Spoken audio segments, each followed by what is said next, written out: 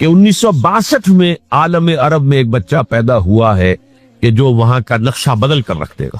یہ جین ڈکسن کی غالباً پیشن گوئی ہے. بہرحال مجھے اس کی پیشن گوئی سے کوئی دلچسپی نہیں ہے. میں تو جو احوال دیکھ رہا ہوں، یعنی اسرائیل کا قائم ہو جانا اور اس کے بعد اب یروشلم کا مسلمانوں کے ہاتھوں سے نکل جانا، اور اب گویا کہ وہ الملحمۃ العظمیٰ جو ہے تلی کھڑی ہے. کسی بھی وقت جو ہے یہ جو ہے وہ لاوا پھٹ سکتا ہے، آتش فشاں پھٹ سکتا ہے. تو یہ تمام حالات ایسے ہیں کہ جن کی وجہ سے میں سمجھتا ہوں کہ ایک تو جو قرآن مجید کے اشارات میں نے آپ کو بتائے، 14 صدیاں 14 دن میں چاند کا پورا ہونا، والقمر اذا اتسق، 14 دن میں 14ویں کا چاند. اسی طرح اب یہ 14 صدیوں کے بعد یہ صدی جو 15ویں صدی ہے، یہ در حقیقت ظہور امام مہدی کی صدی ہے، اور یہ ہے آغاز وحی سے قبل کا واقعہ. کیونکہ حضور کی زندگی میں یہ جو دن آئے تھے 25 برس کی عمر سے لے کے 40 برس کی عمر تک، 25 برس کی عمر تک کی آپ کی زندگی بڑی مشقت کی زندگی رہی، بڑی محنت کی زندگی رہی، افلاس کی زندگی، تنگ دستی کی زندگی. این بچپن میں آپ بھیڑے بکریاں چراتے ہیں، علی قرابین، چند ٹکوں کے عوض، یہ حضور کے اپنے الفاظ، میں چند ٹکوں کے معاوضے پہ اب بھیڑے بکریاں چراتا. پھر آپ ذرا بڑے ہوئے، اس لیے کہ ابو طالب جو ہے وہ بہت ہی مفلس انسان تھے. سرپرستی تو وہ کر رہے تھے، لیکن واقعہ یہ ہے کہ پرورش کی ہے محمد رسول اللہ نے خاندان ابو طالب، اپنی مزدوری سے، اپنی محنت سے، اپنی مشقت سے. پھر آپ نے تجارت کرنی شروع کی ملازمت کی شکل میں. تو یہ سکن تھے. ووجدک عائلا فاغنا، پایا اللہ نے آپ کو کیا تنگ دست تھے، اللہ نے غنی کر دیا. غنی کس طور سے کیا؟ حضرت خدیجہ سے شادی ہوئی 25 برس کی عمر میں، جو عرب کی متمول ترین خاتون، ان کی اپنی فرمائش پر کی شادی ہوئی، انتہائی محبت کرنے والی. تو واقعہ میں آپ کو سنا رہا تھا کہ اس زمانے میں یہ 25 برس سے لے کر اور 40 برس کی عمر شریف کے مابین کبھی یہ واقعہ پیش آیا کہ حضور ایک دفعہ کہیں نکل گئے مکے سے باہر. مختلف وادیاں ہیں، پہاڑ ہے، پہاڑوں کے مابین وادیاں. ایک وادی میں آپ نے دیکھا وہ قبیلہ آ کر پڑاؤ ڈالے ہوئے ہے، انتہائی مفروق الحال، بھوک کی وجہ سے جسم سوکھ کر کانٹے ہوئے ہوئے، تن پر کپڑے نہیں. حالت دیکھ کر آپ آئے انتہائی ملول اور غمگین ہو کر، گھر میں آ کر چادر لے کر لیٹ گئے. اب پوچھا حضرت خدیجہ نے کیا بات ہے، کیا بات؟ آپ نے فرمایا میں گیا تھا باہر فلاں وادی میں، میں نے یہ دیکھا فلاں گھاٹی پہ قبیلہ ہے، پڑاؤ ڈالے ہوئے ہیں، اور یہ حال. حضرت خدیجہ اور فرمانے لگے کہ میرے پاس دولت نہیں ہے کہ میں ان کے لیے مدد کر سکوں. سرمایہ تو حضرت خدیجہ کا تھا، آپ کی اپنی ذاتی دولت نہیں. اس پر حضرت خدیجہ نے فرمایا اچھا آپ چاہیے، اور بڑے بڑے قریش کے چند سرداروں کے نام لیے کہ ان کو بلانا ہے. حضور گئے، وہ سب آ گئے.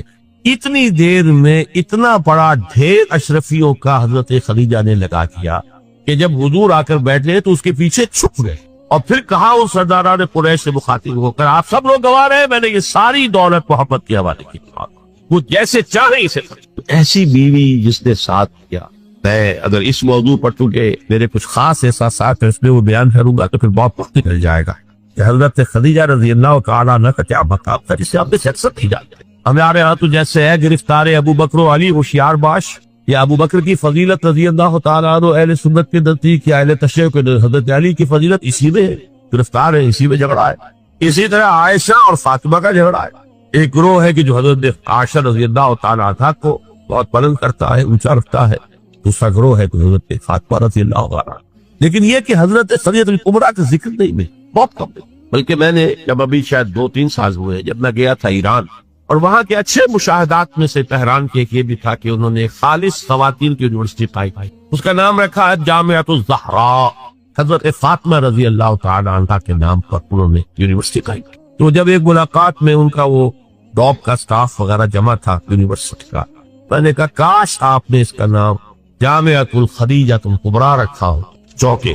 میں نے کہا دیکھیے یہ سنیوں اور شیعوں کے مابین مدرسۃ العائشہ للبنات، یعنی جو بھی کوئی رکھے گا یہاں پہ مدرسہ بنائے گا سنیوں میں سے، خاص طور پر اہل حدیث جنہیں عرف عام میں وہابی کہتے ہیں، وہ حضرت عائشہ کے نام پر مدرسہ پڑھے. بچیوں کے لیے مدرسہ حضرت عائشہ کے نام، شیعہ ہوں گے تو حضرت فاطمہ زہرا کے نام.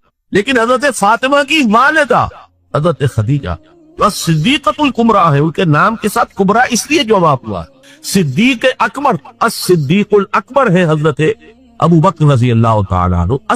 الصدیقۃ الکبریٰ جیسے حضرت مریم کے بارے میں آتا ہے قرآن میں کان امہ صدیقہ، اس امت کی الصدیقۃ الکبریٰ حضرت خدیجہ رضی اللہ تعالیٰ عنہ. اور ایک بات راز کی ہے جو میں کہہ رہا ہوں، عام طور پر عام خطابات میں یہ باتیں نہیں کہی جاتی. مجھے تو محسوس ایسا ہوتا ہے کہ اللہ تعالیٰ نے حضرت خدیجہ کی ذات میں حضور کو صرف بیوی کی وفاداری اور وفا شعاری اور محبت نہیں دی، والدہ کی شفقت بھی۔ حضور محروم ہوئے بہت ارلی عمر میں، والد کو تو دیکھا ہی نہیں، والدہ کی شفقت سے بھی بہت ڈرتا۔ عمر کا فرق اتنا تھا 25 اور 40 کی، اور آپ کو معلوم ہے میری نانی میرے بڑے ماموں سے 13 برس پڑی، 13 برس میں ان کی ولادت ہو گئی تھی، اور عالم کا معاملہ تو اور گرم ماحول کا تھا، تو کیا 15 برس کی عمر میں حضرت خدیجہ کی اولاد نہیں ہو سکتی تھی؟ اگر وہ ہوتی تو کیا وہ حضرت عمر حضور کی ہم عمر نہ ہوتی؟ اس حوالے سے چنانچہ ایک واقعہ میں آپ کو اور سناتا ہوں۔ ایک مرتبہ حضور صلی اللہ علیہ وسلم اسی طرح جو بھی نیا تجربہ تھا عالم ملکیت اور عالم بشریت کے درمیان اتصال کا، اور جس کی وجہ سے ایک خوف کسی کیفیت، ایک تشویش کا سا انداز، تو حضرت خدیجہ نے ایک مرتبہ یہ کہا کہ اچھا اب جب وہ آئے وہ فرشتہ ہے یا کیا ہے، وہ بدرو ہے یا کوئی واقعتاً فرشتہ ہے، جب بھی وہ آپ کو نظر آئے تو مجھے بتائیے۔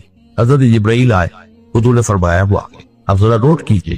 حضرت خدیجہ نے اپنے بال کھول دیے، اپنی آغوش پہ حضور کو لے لیا اور پوچھا کہ کیا اب بھی نظر آ رہا ہے؟ فرمایا نہیں۔ فرمایا یقیناً یہ فرشتہ ہے، کوئی بدرو نہیں ہے، فرشتہ ہے جس نے حیا کی ہے، اگر کوئی بدرو ہوتی تو لفظ غائب نہ ہوتی۔ اب آپ اندازہ کیجئے عظمت فکر، سوچ کا، آپ کے فکر کا، شعور کی بلندی کا۔ بہرحال سن 10 نبوی کا تذکرہ کر رہا تھا، حضرت خدیجہ کا انتقال، ابو طالب کا انتقال، جو ایک پروٹیکشن، ٹرائبل زندگی میں پروٹیکشن، جیسے کہ آج ہی میں پڑھ رہا تھا کہ جو بھی پہلا ایک معاہدہ اوس اور خزرج کے درمیان جو مسلمانوں نے یثرب کا اور پھر مہاجرین کو ساتھ شامل کر کے حضور نے کروایا تھا، اس میں یہی شکل تھی کہ اگر کوئی ایک مسلمان بھی کسی کو پناہ دے دے گا تو وہ سب کی طرف سے شمار۔ یہی معاملہ قبائل کے ہوتا تھا، قبیلے کا ایک فرد اگر کسی کو شخص کو پناہ دے دیتا ہے تو وہ پورے قبیلے کی طرف سے۔ اس حوالے سے خاندان بنو ہاشم کی سرداری تھی ابو طالب کے، اور وہ پروٹیکشن دے رہے تھے محمد عربی صلی اللہ علیہ وسلم، اگرچہ ایمان نہیں لیکن وہ ایک طبی محبت تھی، اور اس طبی محبت کی بنیاد پر انہوں نے خاندان بنو ہاشم کا سایہ کیا ہوا تھا حضور پر صلی اللہ علیہ وسلم۔ اب ظاہر بات ہے کہ اگر بقیہ دوسرے قبیلے جو تھے اس کے سردار وہ اگر کوئی اقدام کرتے حضور کے خلاف تو یہ گویا کہ بنو ہاشم کے خلاف اعلان جنگ ہو جاتا اور ان فائٹنگ شروع ہو جاتی، خانہ جنگی، سول وار مکے میں شروع ہو جاتی۔ یہ وجہ ہے کہ 10 برس تک کسی اقدام کی جرت انہیں نہیں تھی۔ سفارتیں لاتے رہے، ابو طالب کے پاس سفارتیں آئیں، کبھی لالچ پیش کیا، آپ ان سے کہیے اگر انہیں دولت چاہیے تو سیم و زر کے ہم انبار لگاتے ہیں کہ تک، انہیں کوئی سیادت چاہیے تو ہمیں اپنا بادشاہ ماننے کو تیار ہے، اگرچہ ہمارا کوئی مزاج نہیں ہے کسی بادشاہ کو ماننے کا، ان کو ماننے کا۔ اور اگر کہیں شادی کرنا چاہیں تو اشارہ کرتے ہیں قریش کے جس بڑے سے بڑے گھرانے میں کہیں گے آپ ان کی شادی کرتے ہیں۔ یہ بھی تھی آفر جب حضور نے فرمایا تھا کہ سجا جان چاہیے میرے داہنے ہاتھ پر سورج اور بائیں پر چاند رکھتے، تب بھی میں اپنے اس دعوت سے باز نہیں۔ ان کا مطالبہ یہ تھا کہ یہ دعوت ہمارے معبودوں کو برا نہ کرے، جس کے ضمن میں پھر آخری جبکہ ابو طالب بستر مرگ پر تھے اس وقت وہ آخری سفارت آئی، اور انہوں نے آخری چیلنج کیا کہ ابو طالب اب بھی اگر تم باز نہیں آتے تو پھر ٹھیک ہے، ہمارا الٹیمیٹم ہے، آؤ میدان میں مقابلہ، یا روک لو اپنے بھتیجے۔ اس پر جب ابو طالب نے بلایا اور حضور سے کہا ہے کہ بھتیجے کچھ پر اتنا بوجھ نہ ڈالو جو میں برداشت نہ کر سکتا۔ ظاہر بات ہے اکیلا خاندان بنی ہاشم، پورے قبیلہ قریش کا مقابلہ، پھر خود جو ہے نہایت ضعیف، بوڑھے اور بستر منپر ہے تقریباً، بھتیجے مجھ پر اتنا بوجھ نہ ڈالو، اسے میں برداشت نہ کر سکتا۔ اس پر حضور کی آنکھوں میں آنسو کہ ایک ہی مرئی سہارا دنیا میں ویزیبل اسباب عالم کے اعتبار سے ایک پروٹیکشن، ایک سہارا، ایک مدد کی شکل تھی، آج وہ بھی جا رہی ہے۔ سب کہا آپ نے ایک ہی چچا جان، اب تو یا تو یہ بات پوری ہو کر رہے گی اور یا میں اپنے آپ کو اسی میں ہلاک کر دوں گا۔ میرے لیے کوئی ریٹریٹ کا کوئی امکان نہیں ہے، کوئی واپسی کا کوئی امکان نہیں ہے، پسپائی کا ہوئے۔ بہرحال میں نے یہ سارا پس منظر بتایا ہے عام الحزن، اور یہ ابو طالب کا بھی انتقال ہو گیا، وہ پروٹیکشن ختم ہو گیا، بلکہ اب بنو ہاشم کا سردار ابو لہب ہے، یہ خود دشمن ہے انتہائی، یہ سمجھیے کہ زہریلا دشمن، جس نے اس وقت کہہ دیا تھا تب لکا لہذا جماعتا، جس نے اپنے دونوں بیٹوں سے حضور کی دونوں صاحبزادیوں کو طلاق دلوائی۔ طلاق وہی مانا وہاں تو حقیقت نسبت کا ہو جانا ہی ایک طرح کا نکاح ہوتا تھا، وہ نکاح باقاعدہ ہو جائے گا، نسبت ہو گئی، منسوب ہو گئی، تو گویا کہ ایک رشتہ قائم ہے۔ دونوں بیٹے تھے ابو لہب کے، جن سے حضور کی 2 صاحبزادیوں کا رشتہ تھا، ان دونوں نے آ کر نہایت گستاخانہ انداز میں، توہین حامد انداز میں آ کر حضور کے سامنے کھڑے ہو کر اور کہا کہ ہم تمہاری بیٹیوں کو طلاق دیتے ہیں۔ سارا ستر ٹھیلے حضور صلی اللہ علیہ وسلم۔ اب وہ ہے بنو ہاشم کا سردار، کیا نکلے گا نتیجہ؟ پروٹیکشن ختم، اب تو جو بھی چاہیں گے وہ دارالندوا میں فیصلہ کریں گے۔ لہذا آپ گئے طائف کی طرف، یہ حضور کی مکی زندگی کا اہم ترین واقعہ. حالانکہ اس سے پہلے 3 برس کا آپ کا شیب بنی ہاشم کے اندر جو گھراؤ رہا اور مقاطعہ رہا اور بائیکاٹ رہا، کھانے پینے کی چیزیں جو ہے روکی گئیں، بدترین قسم کی فاقہ جو ہے کشی کرنی پڑی پورے خاندان بنی ہاشم کو. حالانکہ وہ سب کے سب ایمان تو نہیں لائے تھے، لیکن اس جرم کی پاداش میں کہ بنو ہاشم محمد کا ساتھ نہیں چھوڑ رہے، لہذا اس پورے خاندان کو جو ہے اس کے ساتھ بائیکاٹ ہوگا.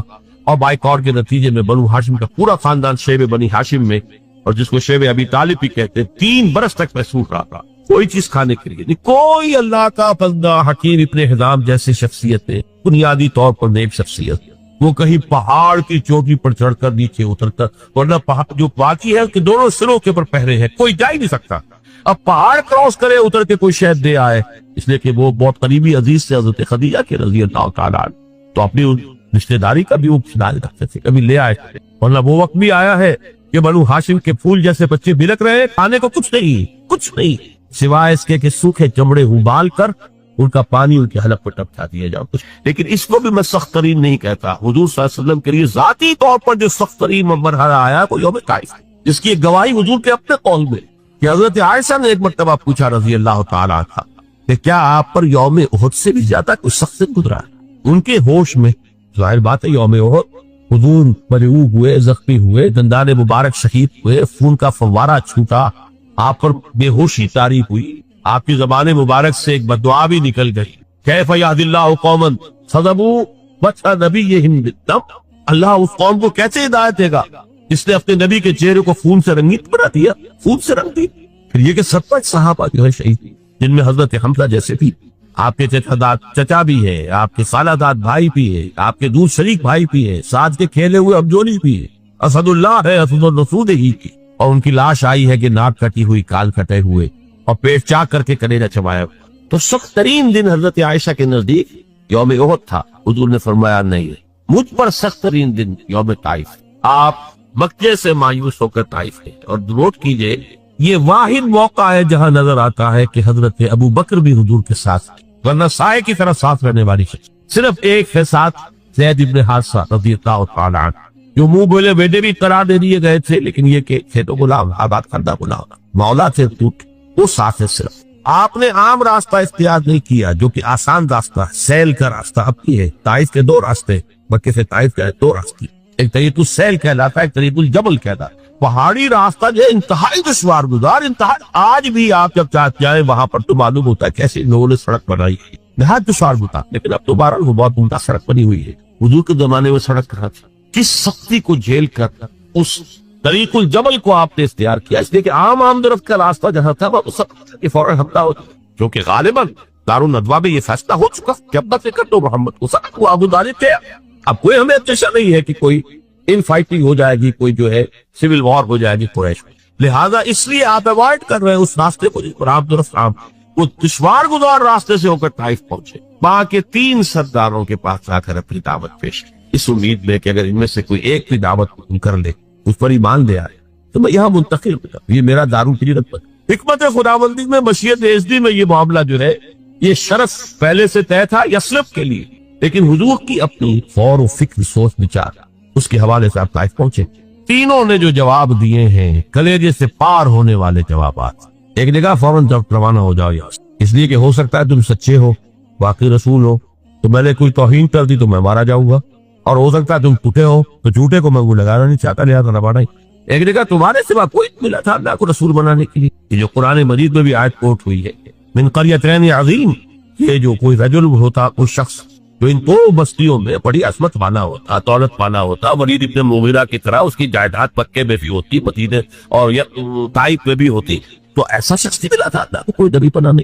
تم جیسا یتیم مفلوق الحال جس کا اپنا کوئی سرمایہ تھا ہی نہیں، جس کے لیے سرمایہ بھی اگر کوئی تھا تو بیوی کا تھا، وہ اللہ نے چنا. بہرحال آپ ان سے مایوس ہو کر روانہ ہونے لگے تو اشارہ کر دیا، جنہیں اسٹریٹ ارچنز آپ کہتے، یہ چھوک رہے گلیوں کے ہمارا، یہ ذرا ان کی خبر ہو. انہوں نے پتھراؤ شروع کیا. اب ظاہر بات ہے کہ حضرت زید ابن حارثہ اگر وہ سامنے سے آ کر حضور کو شیلڈ کرتے ہیں، وہ پیچھے سے پتھراؤ کرتے ہیں، سائڈ سے کرتے ہیں. وہ پیچھے جاتے ہیں تو سامنے سے پتھر آ رہے ہیں، تاک تاک کر ٹخنے کی ہڈی کو نشانہ بنا کر، اور یہ کہ اس سے جو خون بہ رہا ہے وہ جا کر نالین کے اندر جم گیا ہے، वहां से फिर जरा आप निकले हैं, एक जगह ठहरे। ज्यादा तफसील में नहीं मैं जा रहा, लेकिन खास तौर पर यह नोट करा देना चाहता हूँ कि हुजूर की जबान मुबारक पर फरियाद आ, अल्लाहुम्मा इलैका अश्कू ज़ौफ़ क़ुव्वती व क़िल्लत हीलती व हवानी अन अन्नास। अल्लाह तेरी ही जनाब फरियाद करता हूँ अपनी कुव्वत की कमी का, अपने वसाई की कमी, और लोगों के सामने जो रुसवाई हो रही है, रुसवाई, ये रुसवाई पक्के में नहीं हुई थी, ये पथराव पक्के में नहीं हुआ था कभी। अल्लाहुम्मा इलैका अश्कू ज़ौफ़ क़ुव्वती व क़िल्लत हीलती व हवानी अन अन्नास। इला मन तकिलुनी, है अल्लाह मुझे किसके हवाले कर दिया, इला बाइदी यतजहमुनी और इला अदुव्विन मल्लकता अमरी। क्या वो दूर दराज के लोग जिनका मुझसे कोई ताल्लुक ही नहीं है, उनको मुझ पर हमला करने के लिए खुली छूट दे दी, और क्या दुश्मन के हवाले मुझे कर दिया कि जो चाहे कर, ये फरियाद। लेकिन इसके बाद वो मकाम अब्दियत सारी बात, ये जो दो निस्बतें हैं मोहम्मद रसूलुल्लाह की, अब्दुहु व रसूल, मकाम अब्दियत का तकादा कुछ और है। सरे तस्लीम सम, कोई शिकवा शिकायत जबान पर ना। फरमाते हैं इल्लम यकुन अलैया गज़बुक फला, अगर तू नाराज नहीं है तो फिर मुझे कोई सरे तस्लीम खम है जो मिला दे। अंदेशा तो ये हुआ कि कहीं तू नाराज ना हो गया, जैसे इब्तिदा में चंद दिन के लिए वही की आमद का सिलसिला रुका था, तो अंदेशा हो गया था कि कहीं अल्लाह नाराज तो नहीं हो गया कि वही का सिलसिला बन, जिस पर वो आयात नाजिल हुई, वद्दुहा वल्लैलि इज़ा सजा मा वद्दअका रब्बुका व मा क़ला वलल आखिरतु खैरुल लक मिनल ऊला। इसी को कहते हैं फारसी में कि इश्क तो हजार बदगुमानी, जहाँ इश्क का मोहब्बत का मामला होता है तो बड़ी जल्दी बदगुमानी पैदा हो जाती है। कहीं कोई नाराज तो नहीं हो गया किसी वजह से, मेरी कोई बात जो है खल तो नहीं गई किसी चीज से, कोई ऐसी तो नहीं कि नागवारी महसूस हुई। तो इल्लम यकुन अलैया गज़ब फला उबाली, अगर गज़ब नहीं है तेरा, नाराज नहीं है तू, तो फिर मुझे कोई परवाह नहीं। अऊज़ु बिनूरि वजहिकल लज़ी अशरक़त लहु ज़ुलुमात, मैं तेरे चेहरे अज़मत की उस ज़िया और नूर की पनाह में आता हूँ कि जिससे तमाम अंधियारे जो है वो दूर हो। बहरहाल वहां से जब वापस आए हैं तो नोट कीजिए टर्निंग पॉइंट है ये, इसलिए कि यौम ताइफ एक एतबार से क्लाइमेक्स है, जाती एतबार से मोहम्मद रसूलुल्लाह सल्लल्लाहु अलैहि वसल्लम पर इब्तिला और आजमाइश और इम्तिहान और सख्ती का नुक्ते उरूज, क्लाइमेक्स। और इसे मौलाना मुनादिर हसन गिलानी रहमतुल्लाह अलैह ने अपनी तसनीफ अन-नबीउल खातिम में टर्निंग पॉइंट करार दिया। इसके बाद से अल्लाह ताला की तरफ से खुसूसी प्रोटेक्शन, अल्लाह ताला की तरफ से खुसूसी हिफाजत जो है हुजूर सल्लल्लाहु अलैहि वसल्लम को हासिल। लेकिन ये कि फौरी तौर पर ताइफ से वापसी के बाद मामला ये हुआ है, आलम अस्बाब में हुजूर का मामला ये था कि आप दाखिल नहीं हो सकते मक्के में, क्या करें, वहां कत्ल का फैसला हो चुका, दाखिल होगा तो कत्ल करते, और जब दारुल नदवा में फैसला हो चुका हो तो कोई उसके ऊपर जुर्म नहीं, कोई उसके ऊपर इल्जाम नहीं, कोई मुकदमा नहीं बनेगा। ताइफ गया था, खाली हाथ लौटा। आलम अस्बाब, अब नोट कीजिए जो नुक्ता में वाज़ेह करना कि हुजूर की सारी जिद्दोजहद आलम अस्बाब में कदम ब कदम जमीन पर चलकर हुई। आलम अस्बाब के वो इस्तेमाल करते हुए एक मुशरिक को, काफिर को पैगाम भेजते हैं, अगर तुम मुझे अमान दे दो, अपनी अमान में ले लो तो मैं मक्के में आ जाऊं। तो जो मैं बता चुका हूं, कबीले की बात ही होती है, एक शख्स ने अमान दे दी तो सबकी तरफ से अमान, उसने इनकार कर दिया। फिर ज़ैद इब्न हारिसा को दूसरे के पास थे, उसने भी इनकार कर। तीसरा शख्स उस शरीफ नफ्स का मुतइब बिन अदी, उसके पास जब पैगाम पहुंचा उसने कहा ठीक है आप तेरी अमान में आ जाए। आपने फरमाया यूं नहीं, आप लेकर जाओ। इसकी वजह क्या कि मैं अगर ऐसे ही मक्के में दाखिल हो जाऊं फौरन मुझ पर हमला करके खत्म कर दे, तो लोग तो कहने हमें क्या पता था कि खुद बिन अदी ने अमान दी, लिहाजा आओ और लेकर जाओ। इस तरह के असबाब जो है दुनियावी, ये आलम असबाब है, और यहाँ जो जिद्दोजहद करनी है उस आलम असबाब के अंदर रहते हुए करनी है, उन असबाब को बरूए कार लाकर करनी है, उन्हें इस्तेमाल करके करना। लिहाजा आपने एक मुशरिक काफिर की अमान लेनी कबूल की, और फिर वो मुतइब बिन अदी आया है हथियार सजाकर, 6 बेटे साथ लेकर, 6 बेटे हथियारों समेत, और कहता हुआ मैंने मोहम्मद को अमान दी है, आज से मोहम्मद की अमान में तब मक्के में जा। यही वजह है कि हुजूर को इतना पास था उसके इस एहसान का। ग़ज़वा बद्र में जब 70 कैदी कुरैश के हुजूर के हाथ में थे, असीरान बद्र, हुजूर ने फरमाया था कि अगर आज मुतइब बिन अदी जिंदा होता और वो सिफारिश करता तो मैं इन 70 के 70 को छोड़ देता बगैर किसी फिक्र। लेकिन ये कि मुतइब बिन अदी का इस दौरान इंतकाल हो चुका था, वो उसी हालत कुफ्र और शिरक पर।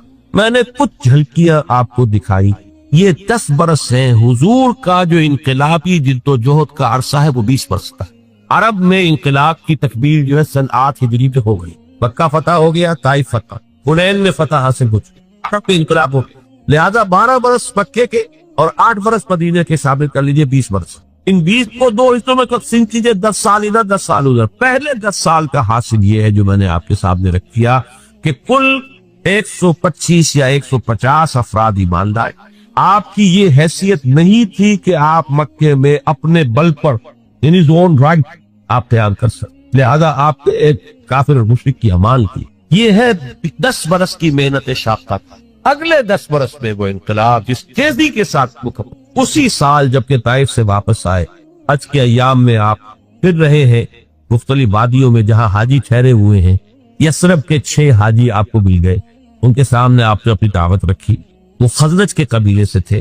مدینے میں یہودی چونکہ یہ کہا کرتے تھے کہ نبی آخری زمان کا ظہور ہونے والا ہے، ان قریب جو ہے آخری نبی کا ظہور ہوگا، اور جب ان کے جھگڑے ہوتے تھے اوس و خزرج سے یہودیوں کے، اور مار کھاتے تھے ان سے، جیسے بنیے اگر ان کا کوئی جھگڑا ہو جاتا تھا گاؤں میں تو ظاہر بات ہے مار تو ان کا مقدر تھی، ایسے ہی وہ مار کھاتے تھے، لیکن کہتے تھے کہ ابھی تو تم ہمیں دبا لیتے ہو، لیکن دیکھو نبی آخر الزمان کے ظہور کا وقت قریب ہے، جب ہم ان کے ساتھ ہو کر تم سے لڑیں گے تو تم ہمیں شکست دے دے۔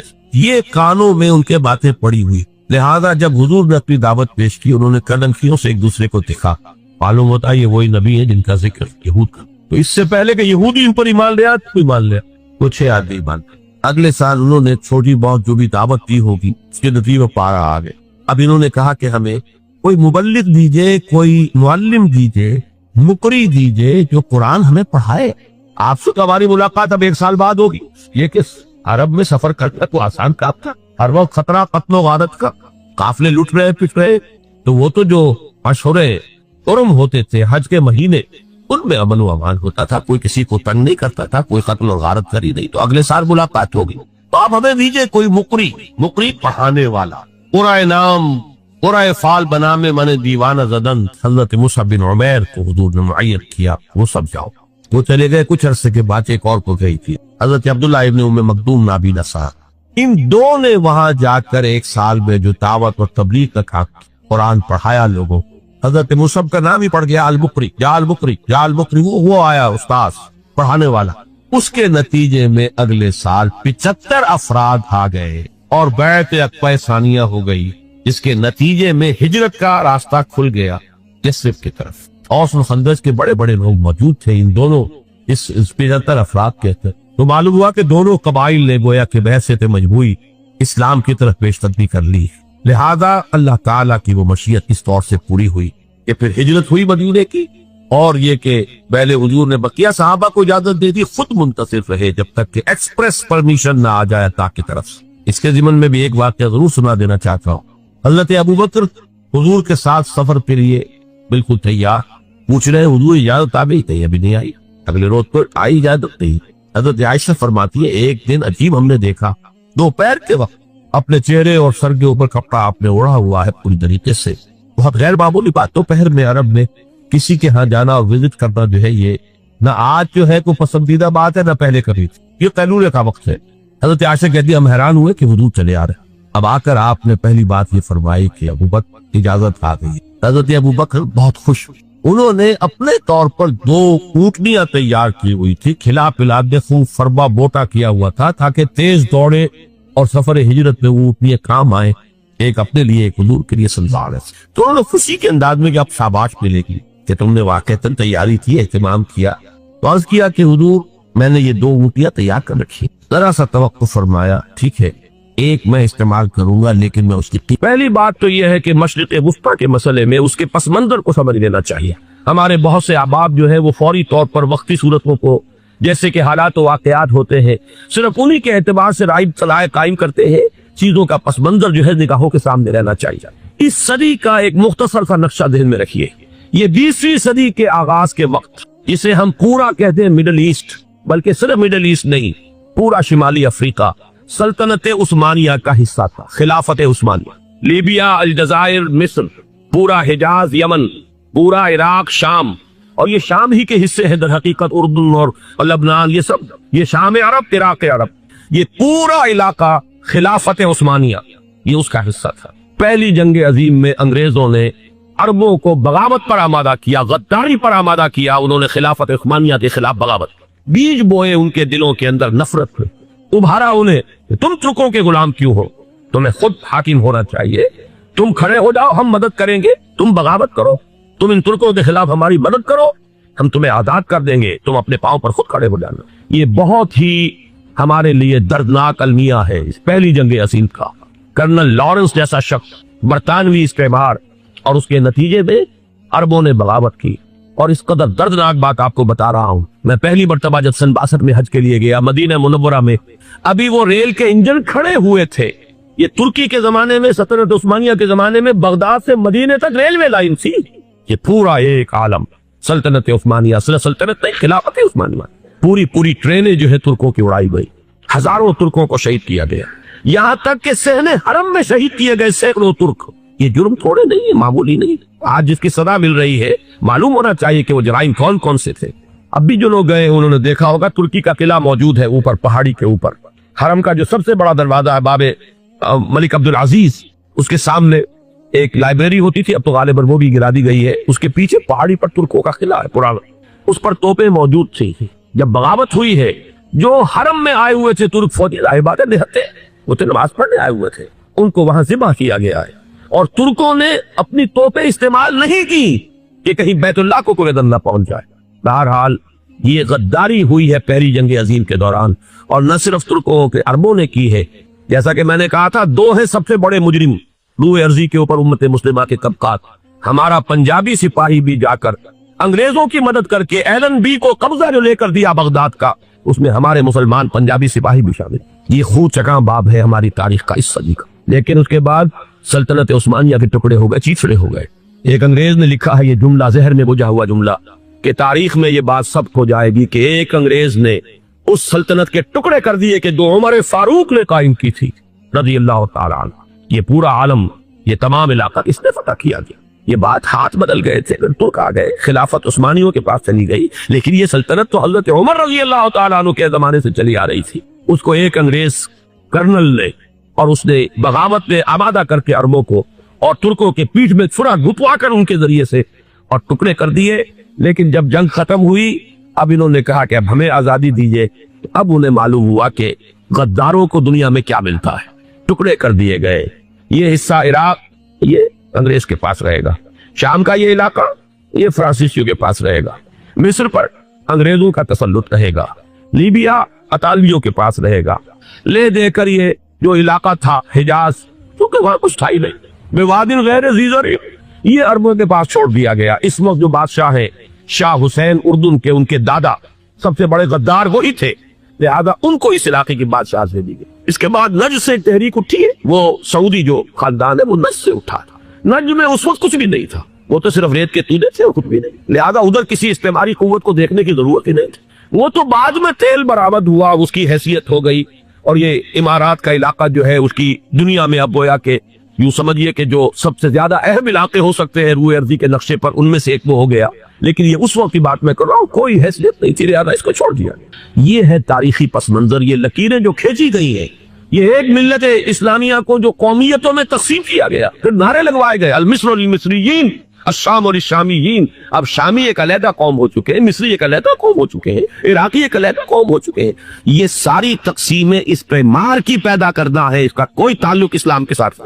अब जरूरत तो इस बात की थी कि इस पैमार के पंजे जब यहां से कुछ हटे, दूसरी जंग अजीम के बाद एक दौर आया, अमेरिका उभरा है दुनिया की आलमी सतह पर सियासत में, उसके यहाँ कुछ आजादी के तस्वुरात थे, उसने भी सपोर्ट किया। बरतानिया कमजोर हो चुका था, वो इतने बड़े इलाके को होल्ड नहीं कर सकता था। हिंदुस्तान भी आजाद हुआ, फिर ये कि और दूसरे इलाकों से भी उसको पसपाई इख्तियार करनी पड़ी। इस्तेमार के पंजे जिस तरह भी हुए, इनके सीनों से, अरबों के सीनों से जो है गोया कि वो हटे। लेकिन अमेरिका ने एक अपनी बहुत बड़ी हिकमत अमली जो इख्तियार की, आलम अरब के सीने में इसराइल का खंजर पैबश कर दी, ताकि ये कभी आजाद ना हो जाए, हमारे अंगूठे तले रहे, हमारी पॉलिसी गवर्न करे। ये इस्तेमार का दूसरी जंग अजीम के बाद, जहां बरतानवी इस्तेमार, फ्रांसीसी इस्तेमार रफ्ता रफ्ता ये हटने शुरू हुए। सदर नासिर ने अंग्रेजों को उठाकर फेंका मेडिटेरेनियन में, और दूसरे जगहों से अलजायर ने आजादी हासिल की फ्रांस से, अतालवियों से जो है लीबिया वालों ने आजादी हासिल की, ये हो गया। लेकिन एक खंजर पैबस्त कर दिया गया इसराइल का सीधा अरब। इस सूरत हाल में जाहिर बात है कि एक तो बड़ी आइडियल पोजीशन थी कि पूरा आलम इस्लाम मुत्तहिद हो, لیکن وہ تو بہت دور کا خواب معلوم ہوتا ہے۔ علامہ اقبال سے بڑا کوئی نقیب نہیں ہے ملت اسلامی کی وحدت کا، ایک ہو مسلم حرم کی پاسبانی کے لیے نیل کے ساحل سے لے کر تا بخا کے کاشغر۔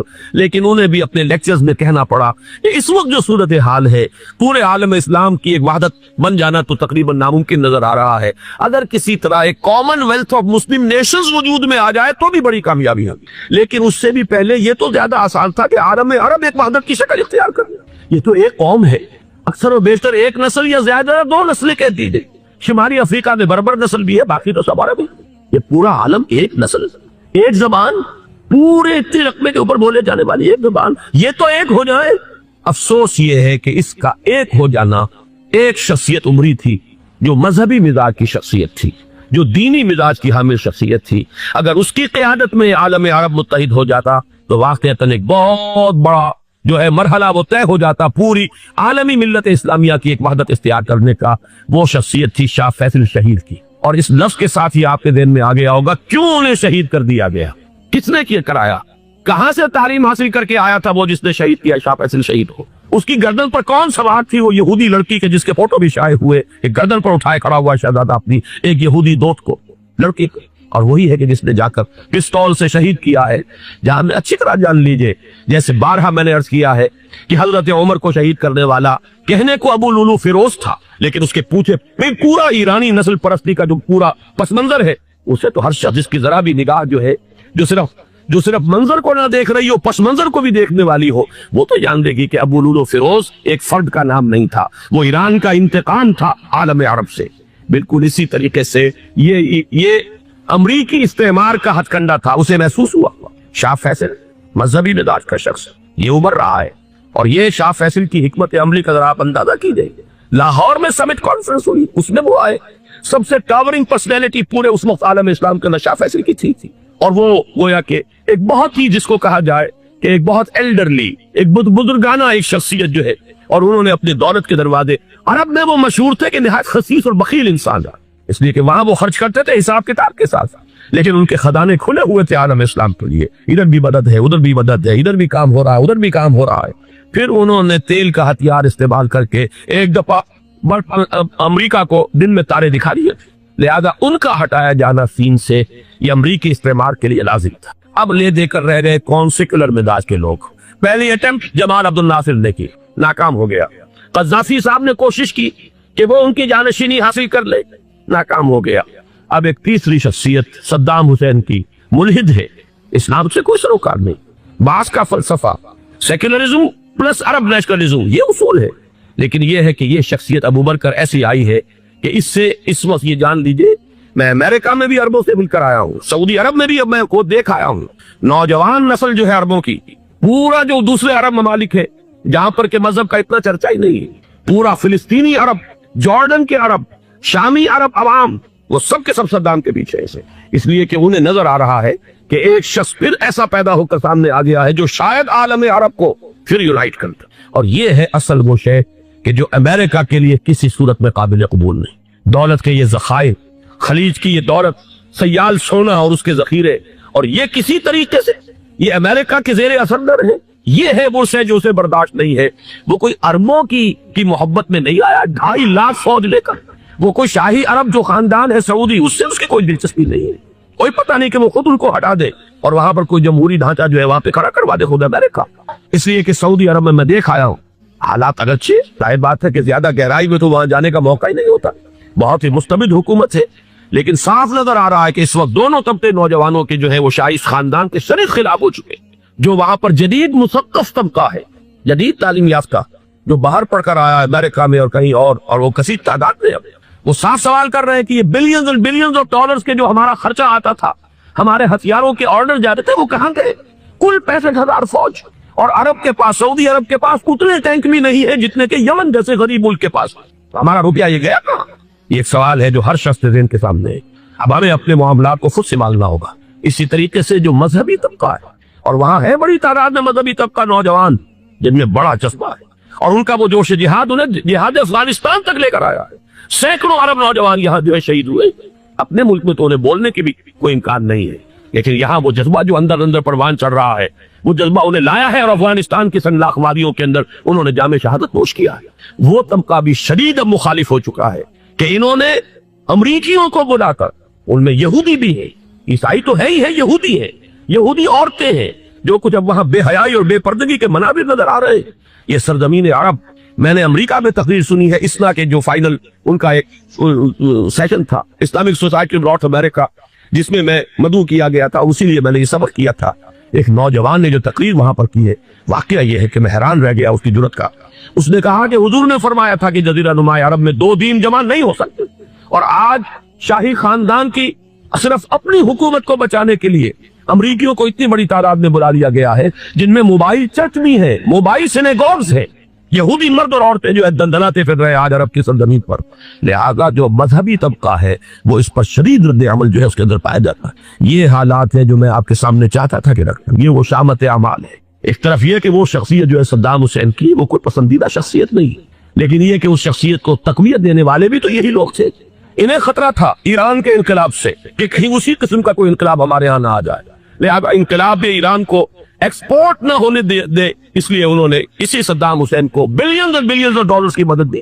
آج وہی ہے، عربی کی تو ایک کہاوت بھی ہے، سمن کلبک، یا کو لوگ اپنے کتے کو کھلا بلا کے موٹا کرو، کسی روز تمہیں کو کاٹے گا۔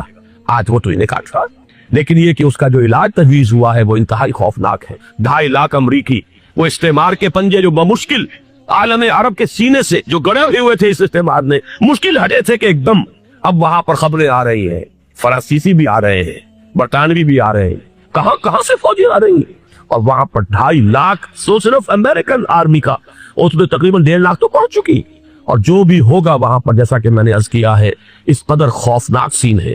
میں نے بہت سے حضرات واقف ہوں گے، کئی مرتبہ میں نے حوالہ دیا ہے مولانا سید حامد دیا رحمہ اللہ کا، انہوں نے ایک دفعہ مجھے بتایا تھا کہ احادیث میں جو قرب قیامت کے حالات و واقعات کی پیشن گوئیاں ہیں، ان میں یہ ہے کہ وہ جو آخری جنگ ہو رہی ہے جو کہ دجال کے خلاف ہوگی مسلمانوں کی، اور جس میں کہ حضرت مسیح علیہ السلام کا نزول ہوگا، جس کے سلسلے میں اس سے پہلے ایک جنگ ہوگی بہت خوفناک، بہت خوفناک۔ اور عجیب الفاظ ان کے یہ تھے کہ اس میں ایک طرف مسلمان اور عیسائی اور یہودی تینوں ہوں گے۔ یہ بات سمجھ میں نہیں آتی تھی کہ مسلمان اور یہودی ایک جگہ کیسے جمع ہو سکتے۔ آج وہ نقشہ نظر آ گیا، آج اسرائیل، امریکہ، سعودی عرب اب یہ ایک ہے، بلکہ چلتے آئیے مصر، اسرائیل، سعودی عرب اور جو بھی ان کے حواری ہے وہ سب سب میں کھڑے ہیں، اور ان کے اوپر سیادت کس کی ہے؟ امریکہ کی۔ وہ نقشہ آ گیا ہے، اور اس جنگ کے سلسلے میں مولانا حامد میاں رحمہ اللہ نے مجھے بتایا تھا کہ حدیث میں الفاظ آئے ہیں، اتنے لوگ ہلاک ہوں گے، اتنے لوگ ہلاک ہوں گے، اتنے لوگ ہلاک ہوں گے کہ ایک پرندہ سینکڑوں میل تک اڑتا ہوا چلا جائے گا اور اسے سوائے لاشوں کے اور کچھ نہ کرے۔ یہ نقشہ خاکم بدہن تلا ہوا ہے، کھڑا ہوا ہے۔ جو بھی ہوگا کیمیابی جنگ، کیمیابی وارفیئر، کیمیکل وارفیئر اور پھر ایٹمک وارفیئر، اس کی کھلی دھمکیاں دی جائیں۔ کبھی کوریا کے بارے میں اندیشہ تھا کہ یہ درندے خدا کی دھرتی کو، کوریا کی غریب بستی کو ناگاساکی بنا کے چھوڑیں گے، ہیروشیما بنا کے چھوڑیں گے۔ آج وہ صورتحال جو ہے عالم عرب پر، heart of the Arab land, اس پر یہ صورتحال بالکل تلی کھڑی ہے۔ اس میں ہمیں کیا کرنا چاہیے؟ میں نے یہ چاہا کہ پورا پس منظر آپ کے سامنے، صرف وقتی سا کوئی ایک نعرہ، وقتی سی کوئی ایک خبر، اس کے حوالے سے ایک جذبات کا معاملہ، پورا ایک پس منظر سامنے رکھیے۔ اب وہ آپ کو شاید میری باتیں جو ہے وہ سمجھ میں آ جائیں۔ نمبر 1، ہمیں کسی صورت اس جنگ میں امریکہ کے گھڑے کی مچھلی نہیں کرنا چاہیے۔ امریکہ اسلام کے تحفظ کے لیے نہیں آیا، امریکہ حرمین کی حفاظت کے لیے نہیں آیا، امریکہ اپنے مفادات، عالمی مفادات کے تحفظ کے لیے آیا، اور زیادہ سے زیادہ آپ کہہ سکتے ہیں کہ وہ سعودی شاہی خاندان کی حفاظت کے لیے آیا۔ اور بڑا عمدہ مضمون چھپا تھا پچھلے، بلکہ ابھی تک تو وہ تازہ ہی ہے جب تک نیا نہیں آتا، نظام ہے، جس کا عنوان تھا اربوں کا چھرا اور اربوں کا گدا۔ سارے پیسے بھی انہیں سے لے رہے، $12 بلین کا ایک چیک لے کر گیا جیمز بیکر۔ اندازہ تو کی دنیا کہاں سے کہاں پہنچ گئی، میں بھی حیرت ہوں کہ دنیا کیا سے کیا ہو جائے گی۔ 2 ماہ قبل اس کا تصور نہیں ہو سکتا، اتنی بڑی قوت امریکہ کی، تباہ کن قوت، اور جمع ہو جائے گی عرب کے اندر۔ لیکن یہ کہ وہ کوس بھی اربوں ہی کی ہوگی، انہی کا چھرا، انہی کا للا۔ ہمیں کرنا یہ چاہیے، اللہ تعالی ہماری حکومت کو، ہمارے سیاستدانوں کو، ہمارے ذمہ دار لوگوں کو ہدایت دے، وہ امریکہ کے گھڑے کی مچھلی نہ بنے۔ اس کے تحفظ کے لیے یا شاہی خاندان کی حفاظت کے لیے بہت کچھ انہوں نے عیش کر لیے، کافی عیش کر لیے۔ باقی یہ کہ اب جو کچھ ہونا ہے وہ ہونا ہے۔